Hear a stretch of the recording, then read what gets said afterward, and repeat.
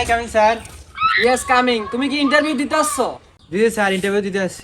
First question, বলো তো এশিয়ার মধ্যে সর্বশ্রেষ্ঠ কবি কে? রবীন্দ্রনাথ ঠাকুর। খুব সুন্দর, খুব সুন্দর। তুমি একজন বাংলাদেশের সর্বশ্রেষ্ঠ ব্যক্তির নাম বলো। আছে তো অনেকজন, যেমন বঙ্গবন্ধু শেখ মুজিবুর রহমান। বাহ, জিনিয়াস জিনিয়াস। বলো তো বাংলাদেশ কবে স্বাধীন হয়েছে? হওয়ার কথা ছিল তো 1948 সালে, কিন্তু হয়েছে তো 1971 সালে ডিসেম্বর মাস।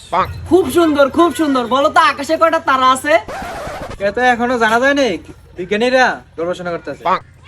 Good good good. এবার তুমি আসতে পারো। Okay sir. কিও ভাই, ইন্টারভিউ দিয়ে আসছেন? হ্যাঁ ভাই, দিয়েছি। কি কি কোশ্চেন আইলো? কোশ্চেন তো মনে নাই, উত্তর মনে আছে। আচ্ছা, উত্তরটি বলেন। রবীন্দ্রনাথ ঠাকুর, বঙ্গবন্ধু শেখ মুজিবুর রহমান। হওয়ার কথা ছিল 1948 সালে, কিন্তু 1971 সালে 16 ডিসেম্বর স্বাধীন হয়েছে।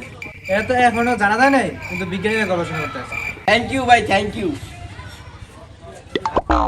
মে I come in sir? Yes coming. তোমার নাম কি? শেখ মুজিবুর রহমান। তোমার জন্ম কবে হয়েছে? হওয়ার তো কথা ছিল 1948 সালে, কিন্তু হয়েছে 1971 সালে 16 ডিসেম্বর। এই বেটা, তুই পাগল হয়েছে নাকি? এটা তো এখনো জানা যায়নি, এটা নিয়ে বিজ্ঞানীরা গবেষণা করতে আছে। Oh, no, no, no, no.